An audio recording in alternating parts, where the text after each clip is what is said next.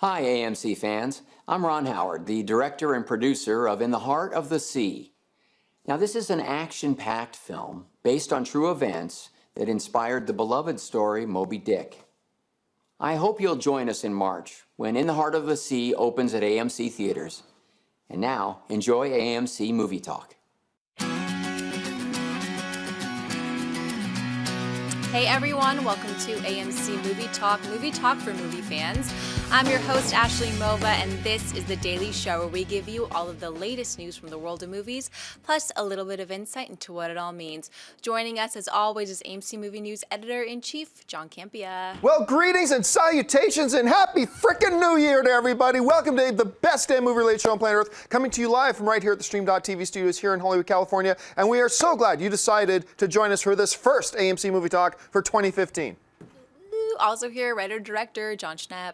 Yeah, it's hard to believe. It's another year. They just never stop coming. It is the year Star Wars comes out. I know, right? It's the big year, right? Batman versus... Oh, that's next year. Sorry. Well, 2015! And also here, AMC's Christian Harloff. I have been jonesing to do this show. I'm like, oh, when are we starting? It's 2015. Happy New Year, AMC Movie Talk. Very excited to be back. And yes, it is Star Wars, but that's almost a year away. And also here, AMC's Mark Ellis. You can just get rid of these other 50 weeks. You know, just get me to December 18th. Hey, listen, guys, before we get started, I wanted to mention a couple things. ESPN's iconic anchor, Stuart Scott, passed away this weekend after one of the most courageous, moving, unbelievable battles with cancer that we've seen. If you did not see it, go to YouTube and look up Stuart Scott's speech at the ESPYs from this past summer. It will move you, and it's incredible. And the reason I bring it up is not just because he's some celebrity, it's that you know that when I started podcasting, I started the world's very first movie podcast, as a matter of fact, years and years ago. I wanted to do movie commentary like a sports fan, because I'm also a big sports fan. And the four main guys who influenced me and how I talk about movies was actually an iconic Toronto sports broadcaster named Bob McCowan, Dan Patrick, Chris Bierman, and Stuart Scott. Were some of the most influential people on me and how I like to approach and talk about movies.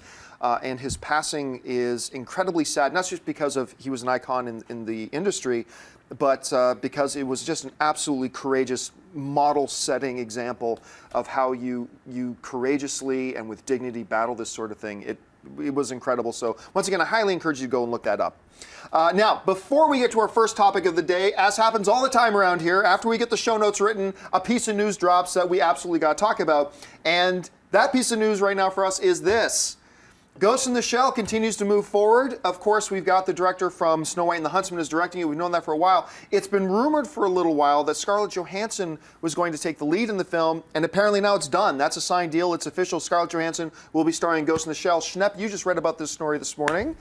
What do you think? Is this a good fit? Well, I like it because I love Scarlett Johansson, but being a fan of Ghost in the Shell too, it seems kind of strange that they would cast an American Caucasian woman to play this role. But in the same breath, I think it's who the actor is. And Scarlett Johansson is a great actress, and she can carry the film from America all around the globe. She's a global actress, and that's why she was cast. I don't think it has anything to do with her being a white female Caucasian. I think it's just because she has box office clout. She can carry a movie. She carried Lucy, and that was a piece of crap. But yet that made enough money to be like, all right, look, she can carry her own films, which she was great in Under the Skin. She's an incredible actress, so I'm really excited to see her take on Ghost in the Shell. Christian?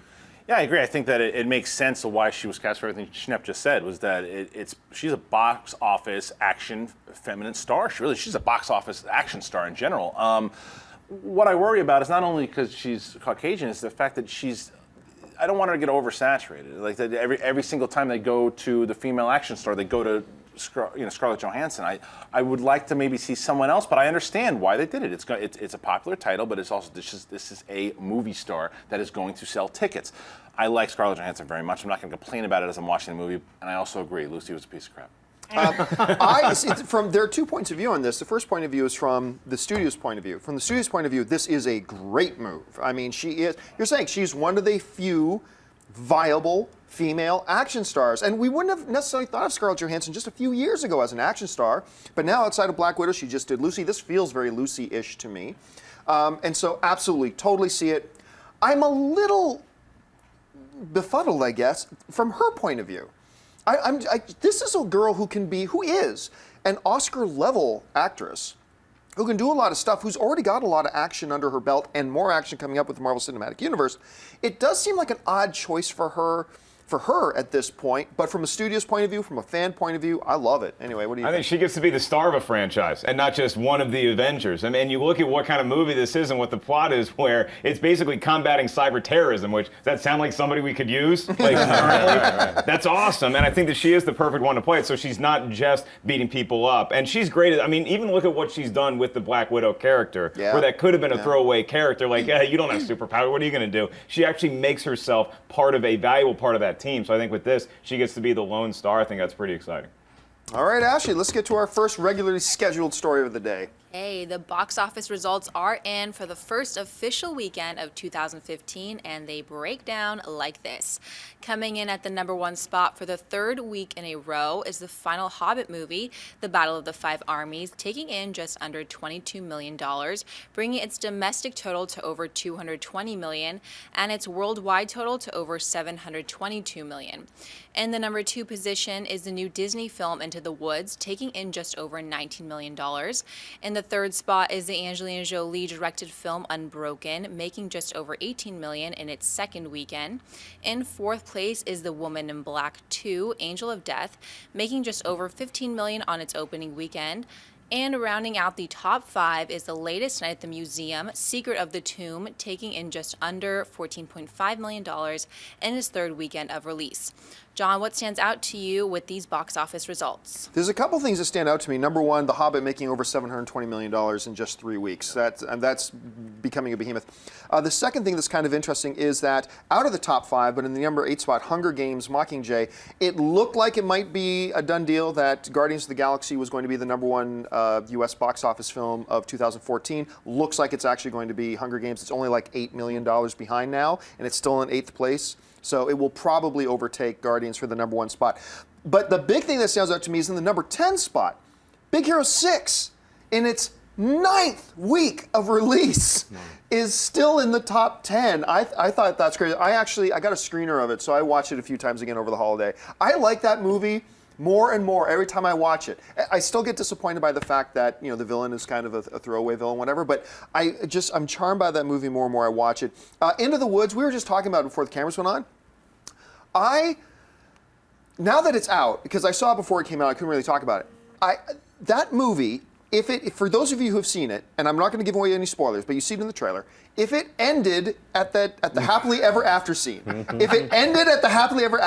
I would have given that movie like an 8 out of 10. I really enjoyed it that much at the time, but it didn't, and so it ends up being a 6.5 for me. 6.5, 7. Still, I'm glad I watched it. Still pretty enjoyable, but it dropped a lot because if it just ended at that point, I would have loved it. Anyway, what about you, Christian? What stands out to you about these box office results? Unbroken at #3, again, making that. I thought it would fall off way more after its first weekend. I thought everyone that would want to see it would see it, and then that would be it, because it hasn't gotten the greatest reviews. It hasn't, and it looks great, but I think that the actual story of that movie is incredible. Yeah, awesome. The awesome execution story. of it, I think, was not, as far as the way Angelina Jolie crafted the story. However, to be #3 again, I thought it would. I didn't even think it would be in the top 5. So I agree.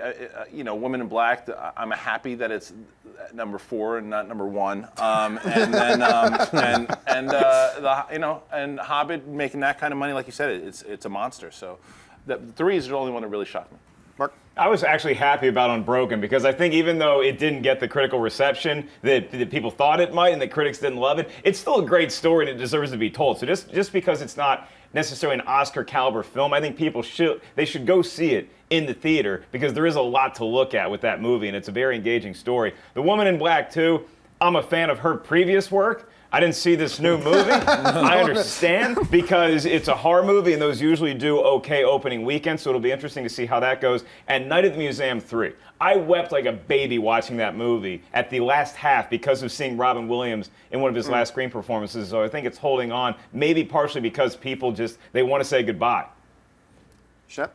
Well, I haven't seen The Woman in Black 2. I saw the first one, but I read earlier this week that they were like hoping it would get like 12 million. So the studio should be happy that it's in the top 5. Yeah. I mean, I haven't read a lot of positive reviews. I don't think you liked it, right? But yeah, the surprising thing to me was Unbroken, because I'd heard so much bad criticism about the film, and then I saw it, and with my expectations lowered quite a bit, and I saw it with family, all of who wanted to see this World War II drama. So it kind of, I get the idea that there's a lot of people who want to see this film just based on what the real true story is. I think it's a generational thing too, because my mom and my grandmother both really wanted to go see it, and they saw it on Christmas because I think that it crosses over that boundary of, oh, I'm of this demographic or this demographic. I think everybody wants to see this story. It's also a testament to the kind of star that Angelina Jolie is, because people are very aware that this is, even though she's not in the movie, that she is involved in it, and she's been great at promoting it. She's gotten her face out there to associate herself to, and she's a big star. People go to see her stuff. Oddly enough, I think Angelina Jolie was actually the weakness of the film. I found that the direction of the film was probably the weakness of the film. But not in promotion. No. I mean, she has gotten behind this thing full force. All right, what's next? It seems like forever that we've been waiting for a new He-Man Masters of the Universe movie to develop, but it appears things may be making legitimate progress. Some time ago, news came out that Kick-Ass 2 director Jeff Wadlow was going to take a crack at writing the script for a new film, and it appears he's finished it. Senior Vice President of Production at Columbia Pictures, Devin Franklin, posted a picture of the cover page of the script on his Twitter account. No director is attached to the project yet, but Wadlow is set to be in the running for the chair. Christian, would you like to see a Jeff Wadlow-written He-Man movie? Yes, and here's one of these things too. Now, I don't know, I think I've talked about this on the show before too. When I worked at Warner Brothers, Silver Pictures, I was part of the reason that Silver Pictures got the He-Man project. I'm a huge fan of the property. I think that if you do a sci-fi meets fantasy element of He-Man and take it serious, more like the second coming of the TV show. Not the '80s show was great, but there was a second coming on Cartoon Network in 2002 that really takes the fantasy elements, and if they approach it, if Wadlow approaches it in this direction, it could be really cool, and you can get a great franchise with it and go away from the Dolph Lundgren storyline the way they did it, and take the mythology. If Wadlow I didn't love Kick-Ass 2. I didn't. But I've heard him speak before, and he is a fanboy, and he does understand it. If he understands the project the right way and spins it to this vision of what He-Man actually could be, I could be excited for it. See, I actually did quite enjoy Kick-Ass 2, but it was nowhere near as good as the original Kick-Ass. But I always felt that the second Kick-Ass suffered from a distinctive lack of Big Daddy, which, Jeff really couldn't do anything about. But I thought it was a finely directed film. He's rumored to be, not just rumored, he's supposed to be writing and potentially directing an X-Force movie for Fox. But who knows where that's going, because when they announced that, they weren't going to do X-Men Apocalypse, and all of a sudden X-Men Days of Future Past is a big hit and everybody loves it, and then they announce Apocalypse. We don't know where X-Force is at. But he also directed this little film, bear with me here, Never Back Down, which is that little, almost like an MMA Karate Kid ripoff kind of movie, which I actually thought was kind of okay. It's got Jaimon Hansu in it. I actually thought it was kind of okay. Not a great movie. I'm not telling everybody to run out and watch it. But I'm impressed with his track record so far. I've been waiting for a He-Man movie for frickin' ever. I was not all that excited when it was John Chu that had his name attached to it, because I didn't like what he did with G.I. Joe 2, so I was kind of happy when he stepped away from it. I like this name. I hope he actually ends up directing this thing, so I'm on board for it. Nobody was a bigger He-Man fan than I was when I was a kid. I loved He-Man. I used to run like He-Man, which is why I wasn't very fast for a long time, because he just has that weird stride. I don't know that I need to see a He-Man movie. Having said that, I just think because of what Christian said earlier is that I don't know that you can take a movie called He-Man and just focus on the mythology of it and not have a sense of humor. So having said that, I think that if Wadlow's doing it, he's the right guy because of what he was able to do with Kick-Ass 2, which, like you, I also really enjoyed. I thought the humor and the action both worked well in there.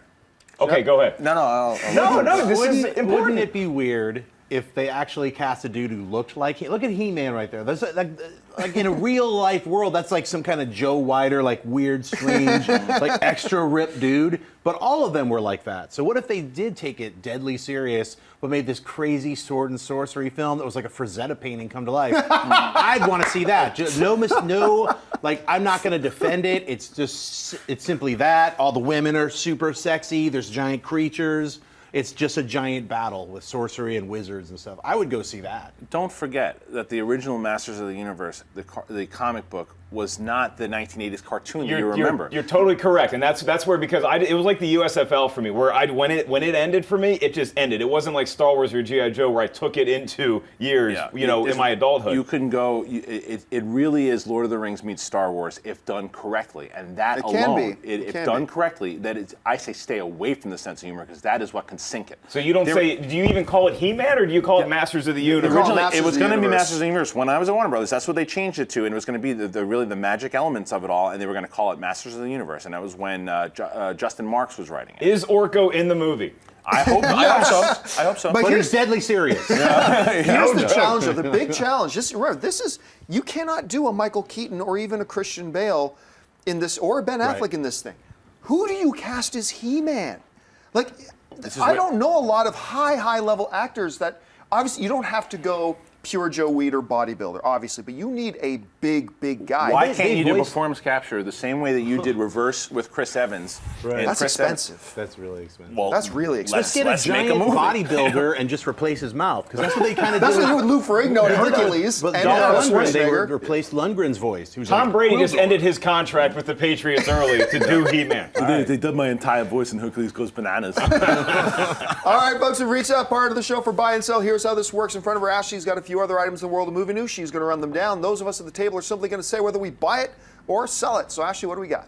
Sylvester Stallone recently took to his Twitter account and announced that not only is he immediately going into production on the newest Rocky movie, to be titled Creed, but following that film, he will go directly into shooting a new Rambo movie to be called Rambo Last Blood. Mark, buy or sell Stallone doing another, presumably final Rambo movie?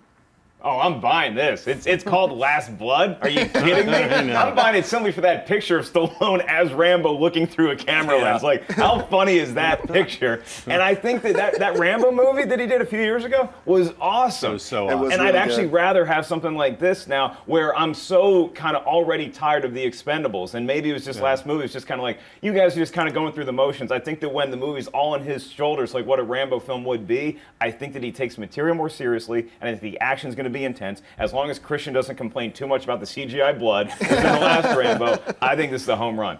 Christian? Oh, I buy it. I mean, I love the Rambo franchise. I'll even watch Rambo 3 from here to there. But the fourth one was really impressive because it went back to that simple, the simple style. And I want, and over, even though the action was out of control, it still fit the Rambo tone. And I want to bring back Brian Tyler because he really caught the music. But they set it up so well in Rambo 4 when he's walking to his dad's house. And that cat, it's got to take place here. If it's Last Blood, it's got to take place in the United States, and they're finally they'll kill him off. But it's okay. He's 7 years old. The fact that Rambo made it to 70, take him out with Last Blood. Yeah, or they'll deal with vet issues that how the first one did. Yeah. So I think I'm really excited. I buy this. I love it. I want to see heads explode. That's what he's filming right now. It's a head exploding. It's like I think I stopped counting at 25 heads exploding with the explosive arrows, liquid bodies, just bodies exploding into blood. I loved the last Rambo. You ripped the guy's throat out. It was incredible. If you like 80s violence, then the Stallone's going to do this like a hard R. So I can't wait. It's just so funny because it had that classic 80s moment in it where there was literally an army of 400 and him standing with no cover out in the open with one machine gun taking out 1,000 guys. Yeah. It was so good. I think my favorite moment of the last Rambo film, I might have mentioned this before, wasn't even in the movie.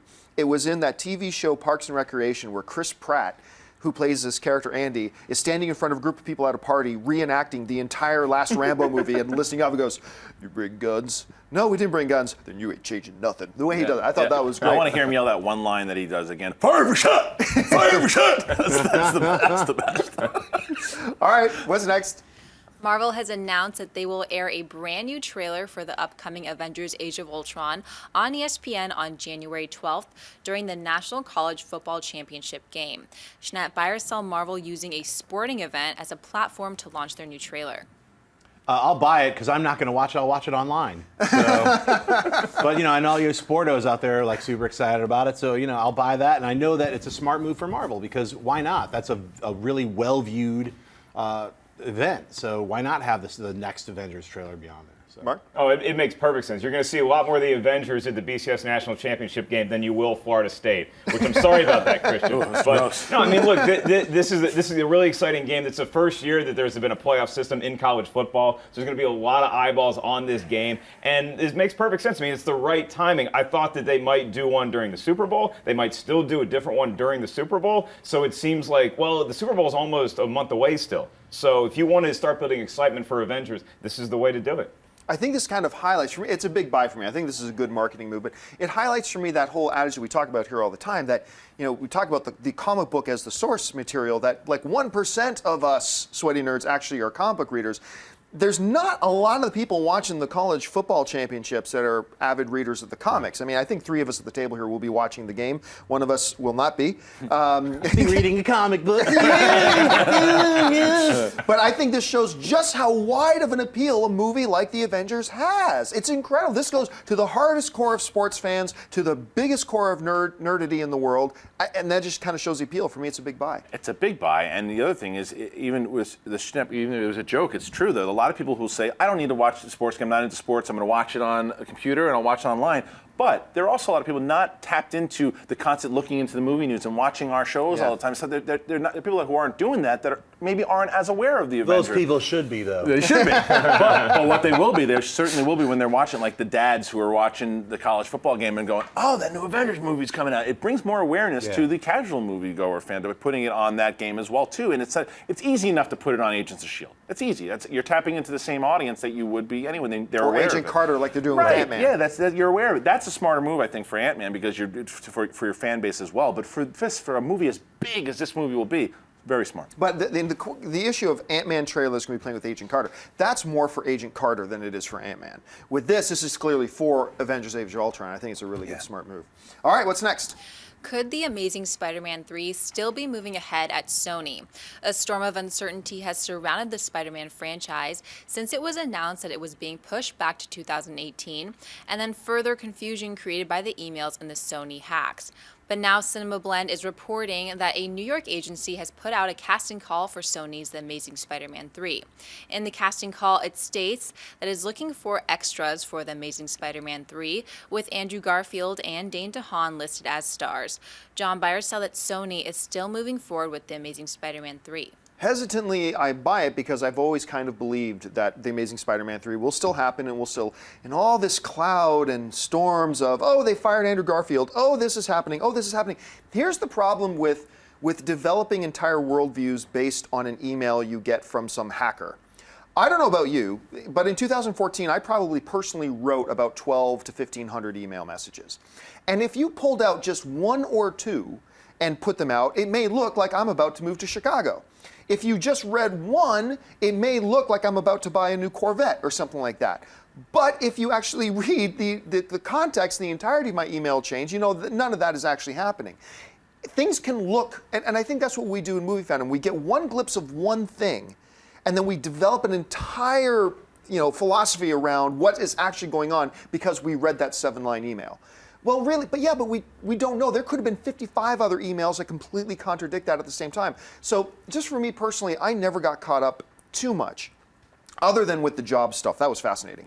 But I never got caught up too much in any of this stuff about Spider-Man, this Spider-Man, that Spider-Man, all this other kind of stuff. I still believe Sony's going to make it. Do I believe in this report that they're casting extras right now for Spider-Man 3?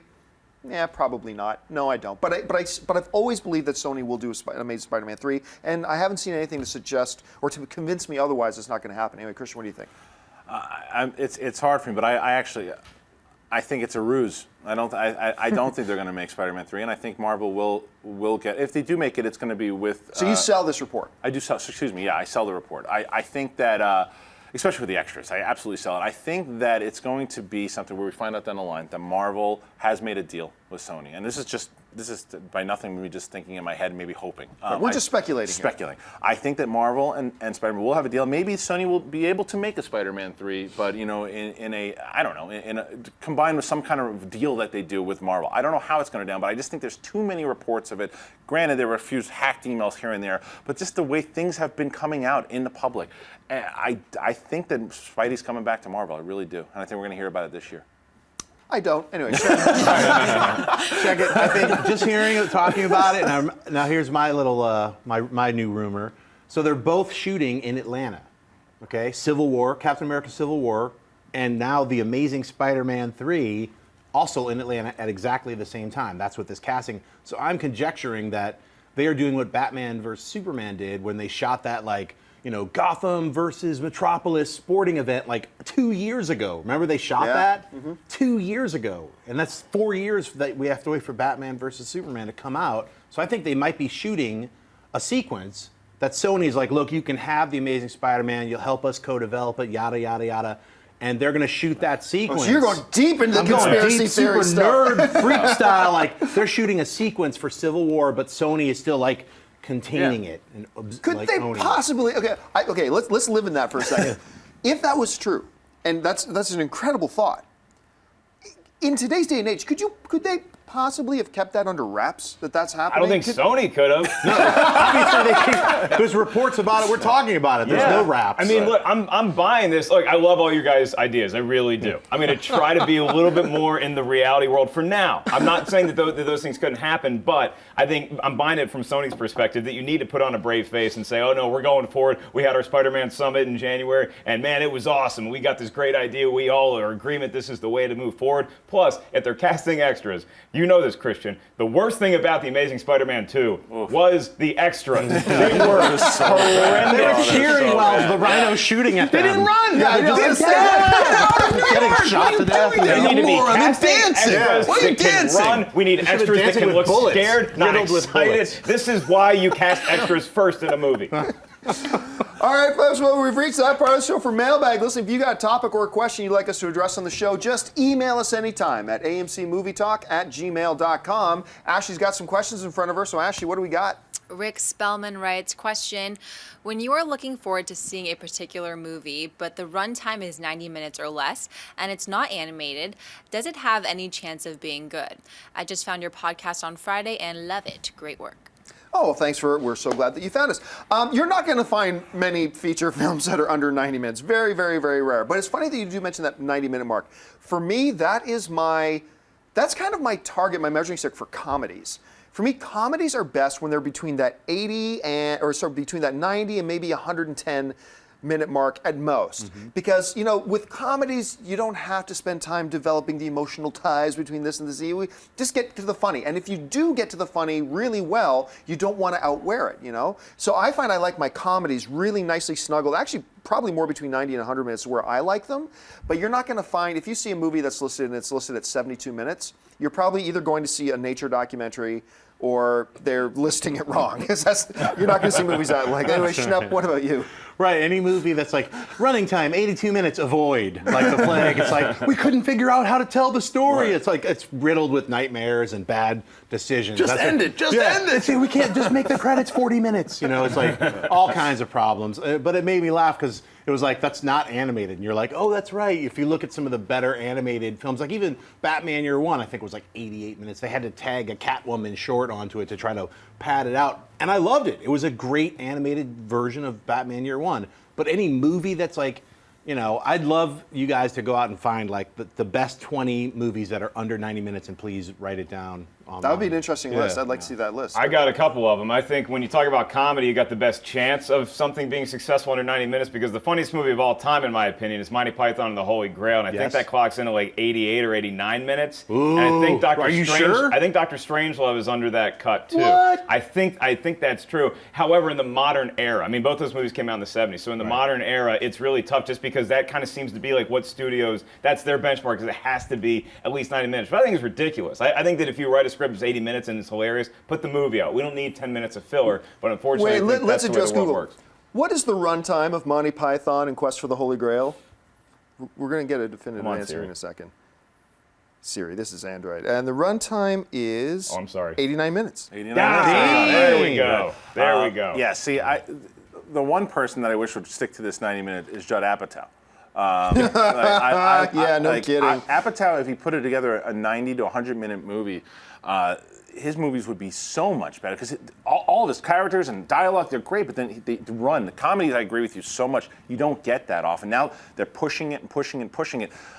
I don't know. I really wish that they would stick to the 90. I always look for my comedies. Hopefully, if I see a 90-minute, I'm like, ooh, we got a good shot here. It's being really I think funny. 89 minutes, 88 minutes comedy. I totally agree with you. 72 minutes. No, look out. Come on. Come on. Right. There was an Al Pacino, Come Lily on. Sobieski film called 88 Minutes, which is one of the worst movies I've ever seen. So Good comedy. maybe it should be at Good least comedy. 89. That's right. All right, what's next? Joe Bartlett writes, "Hey guys, IMDb says that Mission Impossible 5 is going to be released on December 18th. Given that Star Wars is set for the 25th, is this still a good idea? It feels like the same poor marketing that led to the poor performance of Edge of Tomorrow." First of all, I was looking at the wrong result. That was another Monty Python thing. It was 89 minutes. It's actually 91 minutes. 91. We still love you, Mark Ellis. So getting this question, you actually got it in reverse. Actually, Star Wars is coming out on the 18th. Mission Impossible 5 is scheduled to come out on the 25th.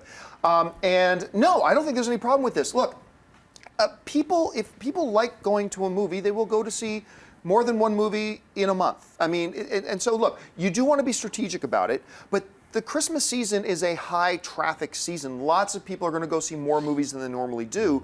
So if this movie was, say, coming out in, say, September, yeah, you probably wouldn't want to have Mission Impossible 5 back-to-back on weeks with Star Wars, granted.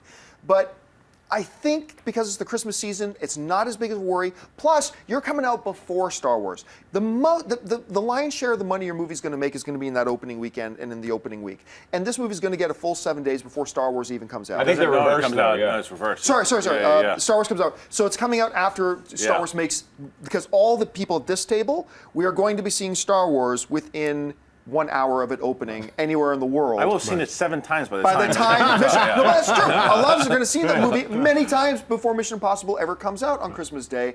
And so while I think a lot of people are going to wait till Christmas to see Star Wars, I think just because of the season, it makes it okay. Anyway, Mark, what do you think? See, I think you give Tom Cruise a lightsaber in the poster and you fool people.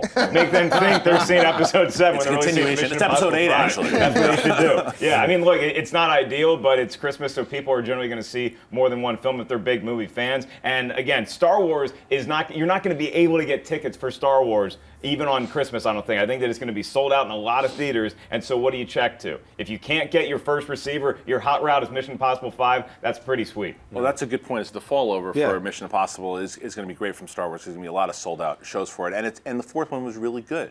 So people are That's the series. I think so too. So I think people are excited for it.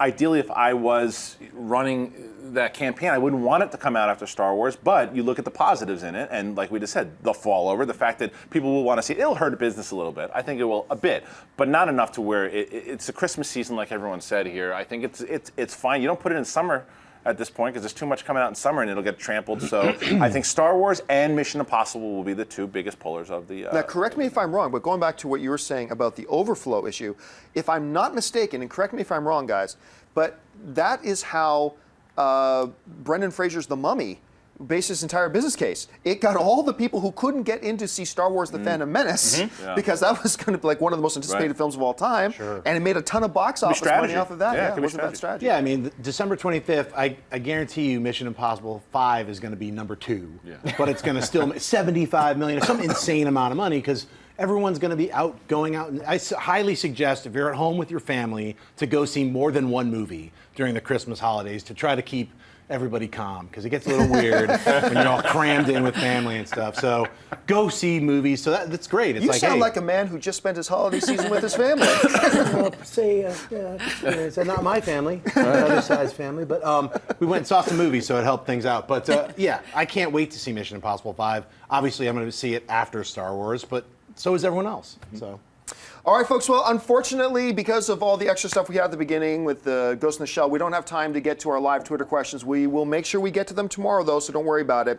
Thank you so much for joining us for this first episode of AMC Movie Talk here in the year 2015, the year that Star Wars returns to glory. That's what I'm going to forever be let it be known as. Hey, listen, folks, don't forget, lots of great movies playing at AMC Theaters right now. Head on over to www.amctheaters.com for your theater showtime and, of course, your movie ticket information. If you want an audio-only version of this show, look in the description of this video and you'll find a link to our podcast feed. And make sure to click the thumbs up button, share this video and this show on your Twitter and on your Facebook, and make sure you subscribe to our YouTube channel. I want to thank, first of all, the guy sitting at the table with me. First of all, sitting to my left Mark, where can people find you online? At 5150 Ellis, Twitter and Instagram. This weekend, I'm at Good Nights Comedy Club in Raleigh, North Carolina. See you there. Right over here is Christian. Christian, where can people find you online? You can find me also at Christian Harloff, and I'll be giving updates hopefully really soon on Jedi Council. Yeah, we keep your eyes open. And way over there, Schnepp is back. Schnepp, where can people find you? Find me at Twitter and Instagram. It's John Schnepp or TDOSLWH. And here's my Spider-Man 2 extra. Spidey, riddled with bullets. That's good acting. Cast that. That was good. Yeah, that was good. And of course, our lovely host name is Ashley Mova. Ashley, where can people find you online? Twitter, Instagram at Ashley Mova. Happy New Year, guys. And you can find me on all the various social media internets at John Campea. Thanks for a lot for joining us, guys. My name's John Campea for AMC Movie Talk. And until next time, bye-bye. Hey everyone, if you liked this video, click that thumbs up button and make sure to subscribe to our AMC Movie News YouTube channel. It's free and helps you stay up to date with all the latest movie news, as well as our daily AMC Movie Talk show. Also, make sure that you follow us on Facebook and Twitter to stay up to date with all of our special promotions, contests, and prize giveaways.